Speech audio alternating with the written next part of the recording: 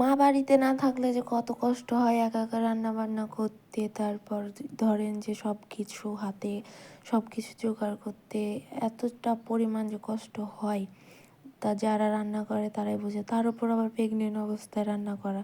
Hello everyone, আসসালামু আলাইকুম। কেমন আছেন সবাই? আশা করি সকলে ভালো আছেন। আর এই যে দেখছেন আমি রান্না করছি একা একাই।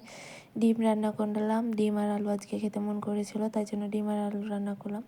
তারপরে তো ছোট্ট একটা হাঁড়িতে ভাত চড়িয়ে দিয়েছি, যে ভাতটাও রান্না হয়ে যায়, যেহেতু সব কিছু আস্তে আস্তে একটা একটা করে করতে অনেকটাই সময় লাগছে। মা যেহেতু নাই, ছেলেকে কাজগালা মানে খুব তাড়াতাড়ি হয়েছে না, মানে আস্তে আস্তে হয়েছে। তারপরও এই যে হাতের কাছে বড়া করছি, মানে তারপর বড়ার ডাল বেটে রেখেছিলাম, তারপর এই যে হাতে আস্তে আস্তে বড়াগুলো করে নিলাম, ভাতটা হয়ে গেল তখন। আর এই যে দেখেন বড়াগুলো অনেক সুন্দর। আমি কিন্তু বাসায় বড়া অনেক সুন্দর সুন্দর করে করতে পারি, কারণ আমি বাসার সব কিছু করাটা অনেক পছন্দ করি। আর এই যে আমার রান্না বান্না হয়ে গেছে, এই যে আমার ভাত আর এই যে বড়া রান্না হয়েছে। তো কেমন হয়েছে সবাই কমেন্ট করে বলবেন, আর আমার জন্য সবাই দোয়া করবেন। আমি রোজা করেছি, আপনারা সবাই রোজা করেছেন, তো সবাই কমেন্ট করে কিন্তু বলবেন।